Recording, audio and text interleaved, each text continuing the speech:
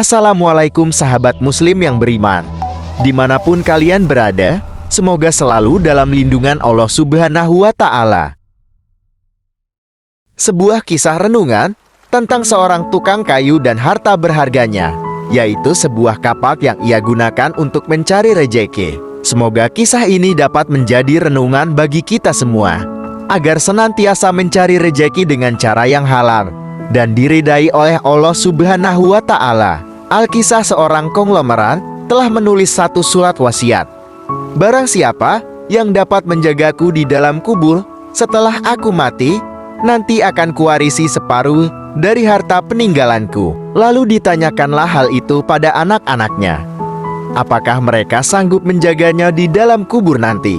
Namun anak-anaknya menjawab, "Mana mungkin kami sanggup menjagamu, wahai ayah.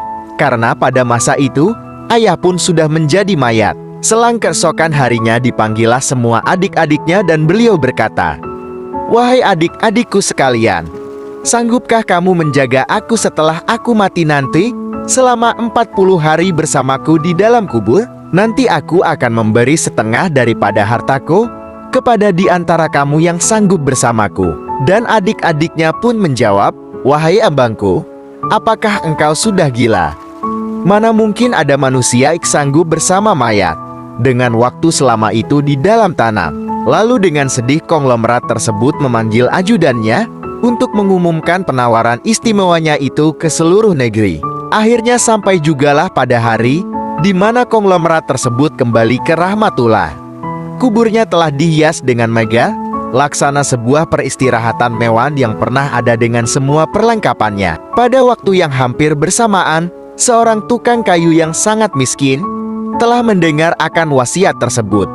Lalu diberitahu kepada istrinya, apakah dia perlu mengambil kesempatan ini untuk menjadi kaya. Istrinya berkata, "Wahai suamiku, apalah artinya menjaga mayat tersebut selama 40 hari dibandingkan kerjamu ketika menebang kayu di dalam hutan dan bertemu dengan harimau?"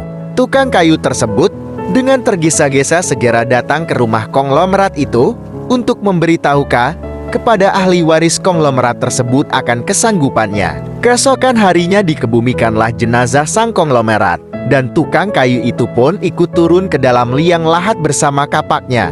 Setelah 7 langkah para pengantar jenazah meninggalkan area pemakaman, maka datanglah malaikat Munkar dan Nakir ke dalam kubur tersebut. Si tukang kayu menyadari siapa yang datang, maka ia segera agak menjauhkan diri dari mayat konglomerat tersebut. Terbesit di pikirannya bahwa sudah tiba saatnya sang konglomerat tersebut akan diinterogasi oleh malaikat Munkar dan Nakir. Tetapi yang terjadi malah sebaliknya. Munkar dan Nakir malah menuju ke arahnya dan bertanya, "Apa yang kau buat di sini?" "Aku menemani mayat ini selama 40 hari untuk mendapatkan setengah harta wasiatnya," jawab si tukang kayu. "Apa harta yang ada pada kau sekarang?" Lanjut Munkar Nakir, "Aku cuma memiliki sebatang kapak ini saja untuk mencari rezeki," timpal si tukang kayu. Kemudian Munkar Nakir bertanya lagi, "Dari mana kau dapat kapak ini?" "Aku membelinya," balas si tukang kayu. Lalu pergilah Munkar dan Nakir di hari pertama dari dalam kubur tersebut. Hari kedua mereka datang lagi dan bertanya, "Apa yang kau buat dengan kapak ini?" "Aku menebang pohon untuk dijadikan kayu bakar untuk dijual," jawab tukang kayu. Di hari ketiga ditanya lagi, "Pohon siapa yang kau tebang dengan kapak ini?" "Pohon itu adanya di hutan belantara, jadi tidak ada yang punya," timpalnya. "Apa kau yakin?" lanjut malaikat.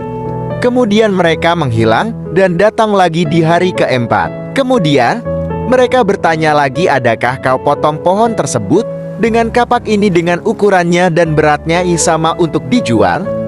"Aku potong dikira-kira saja, mana mungkin ukurannya bisa sama rata," tegas tukang kayu. Begitu terus dilakukan. Malaikat Munkar Nakir datang dan pergi, sampai tak terasa sekarang 39 hari sudah dan yang ditanyakan masih berkisar dengan kapak tersebut. Di hari terakhir yang ke-40, datanglah Munkar dan Nakir sekali lagi bertemu dengan tukang kayu tersebut.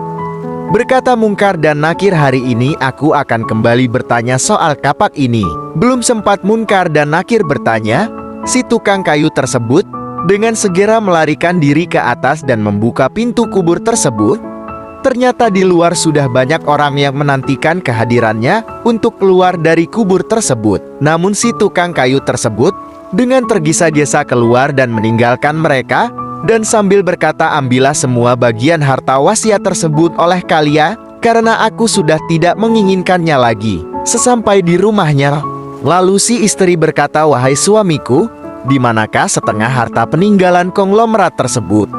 Maka si tukang kayu menjawab, "Aku tidak menginginkannya lagi. Di dunia ini, harta yang kumiliki padahal cuma semata kapak ini."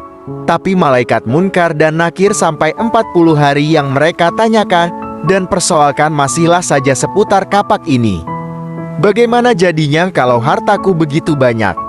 Entah berapa lamanya dan bagaimana aku menjawabnya. Allah berfirman, "Apakah manusia mengira bahwa ia akan dibiarkan begitu saja tanpa pertanggungjawaban?" Al-Qiyamah ayat 36. Sahabat Rasulullah yang paling kaya adalah Abdul Rahman bin Auf. Beliau dikatakan adalah sahabat yang paling terakhir masuk surga karena lamanya masa yang digunakan untuk menghisap beliau. Seperti dari riwayat Aisyah yang pernah mendengar Rasulullah bersabda, "Kulihat Abdurrahman bin Auf masuk surga dengan perlahan-lahan merangkak." Hadis riwayat Bukhari.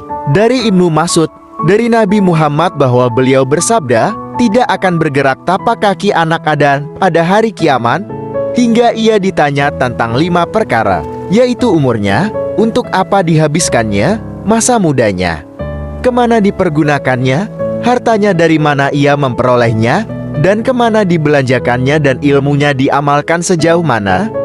Hadis riwayat Tirmizi. Sahabat Muslim yang beriman, dari kisah tersebut kita bisa mengambil hikmah bahwa apa yang kita lakukan, kita dapatkan, kita pergunakan, semuanya akan dihisap dan mintai pertanggungjawaban di hadapan Allah.